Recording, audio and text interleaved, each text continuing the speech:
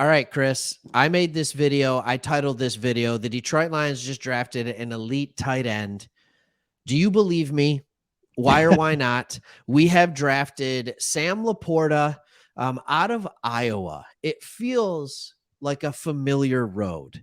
So what are your thought processes with this pick? And do you like what the Detroit Lions did here? Be honest, and then I'll respond in my own fair way. Yep.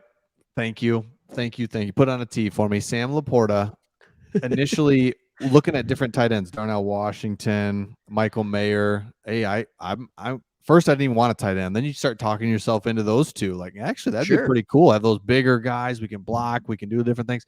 And then it's like, oh, we did take a tight end, and it's somebody that you just really wasn't on your radar. They're not on your radar. And I'm just talking about myself, but they go to Iowa. It's just kind of like, oh, we just kind of did this, didn't we, with Hawkinson? Right. It looks like right. So it wasn't I hate this. It was just, it felt weird. Now, if it was Sam LaPorta out of Miami, maybe it was different, right? Maybe I'm like, oh, what? Oh, look at him. He can move. Yeah. So it's like this whole thing of it didn't excite me. So it doesn't mean I hate it. But now that's right. So now, but you and I start looking into him, and it's like, well, man, look at this dude, because he was the first tight end taken. So is he that much better? Is he that much better than Michael Mayer, who goes, oh, he was second tight end? Okay. Yeah, Kincaid. Yeah, but he goes before Michael Mayer. So you're like, all right, what up? Is he good? Is he where are we at? So I don't hate it, but I also don't love it. Where are you at with it?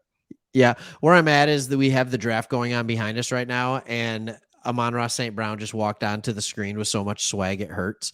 But anyways, with that being said, I'm going to try and focus on this video. You focus. I'll take a yep. Here's where I'm at with LaPorta. We drafted him for a reason, and so here's my thought. When you first see him, you're like, wow, it's a lot like Hutchinson. Yeah. Or Hawkinson. I don't know why I said Hutchinson. I'll tell you why I said Hutchinson, because right now, as we're doing this video, we just drafted Hendon Hooker. There's no way you could have stayed away.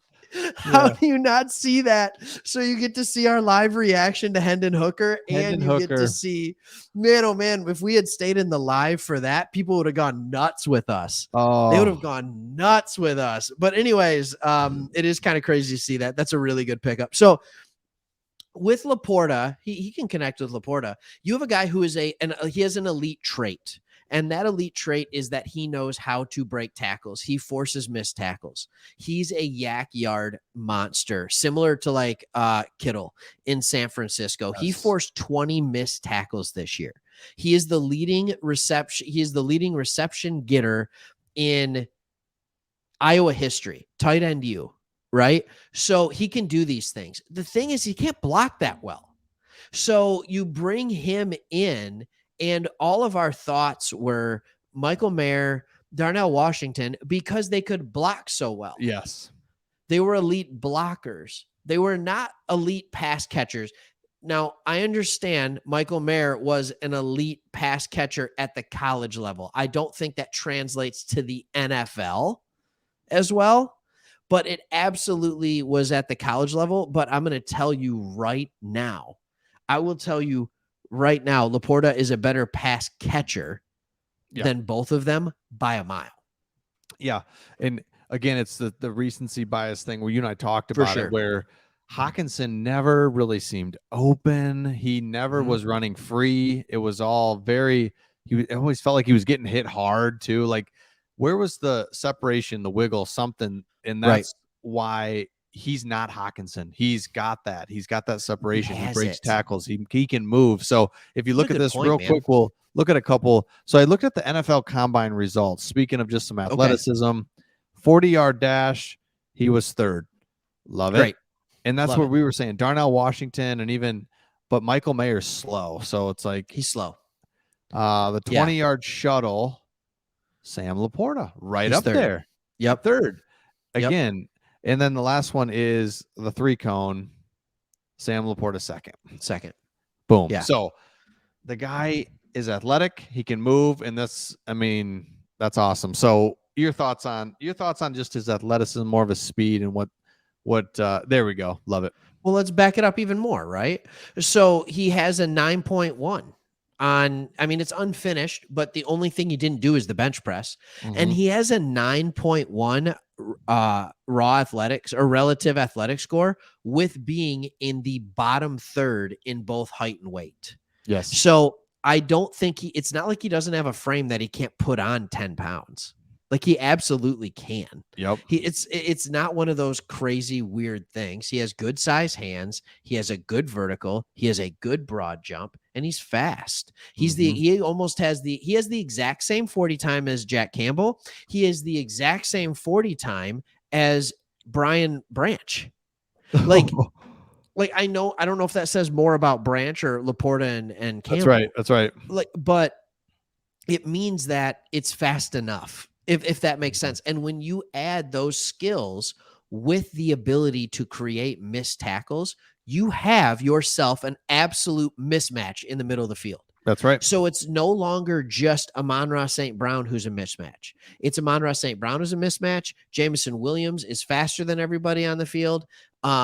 Gibbs is faster than every linebacker on the field that's going to try and guard him. And now you have a missed tackle monster roaming the other side of the middle of the field with Amon-Ra St. Brown in LaPorta. This offense is absolutely terrifying. Yeah. With the line we have, it is terrifying, Chris. The Gibbs part really makes it interesting because you're right. You've got the ability to get loose in the slot, but you have to do that with a running back, and you got to put him in motion. Now, like you said, a guy with a little bit run after catch. I mean, I didn't think of that until we haven't had that in a tight end since, I mean, forever. I mean, we've been looking for it. Pettigrew, all these guys. Ebron and Hockenson went down so easily. It was so weird. It was. He just was always, there was someone always on him, and he just down, and you're so right though. He went down, never made a move, tried to. So anyway, this is a big deal. The more we're talking about it, the more we're getting excited about our offense, because you're so right. Upgraded running back, upgraded tight end. Those were two really bad areas that you just don't even notice in Ben Johnson's offense. Yeah. No. And they seem to be very happy with the swing tackle going out there. That seems to be an effective play for them. But they might not even have to do that anymore. Jared Goff could put up so many yards this year with all these weapons around him. Dude, it's scary. The amount of free yards he's going to get with the yak yards of Sam LaPorta, with the big play after the catch ability of Jahmyr Gibbs. Like, he is going to get a lot of free yards. That's right. And it could really be cool to watch the numbers he's going to throw up there. All right. You got me excited. Let us know in the comments, because this is just, LaPorta was just that guy that wasn't on the radar as much. And so you're trying to figure him out. And it's like, all of a sudden, yes, he's different than Hockenson. I'm talking to myself. Love it. Right. Let us know your thoughts in the comments. Anything else, Craig, on this guy? No, it's just crazy that we drafted Hendon Hooker while we were doing this video. So now we have to go make very quickly a Hendon Hooker video. Hendon Hooker. Let's do it, man. I'll see you. We'll see all of you on the next one. See ya. Yeah.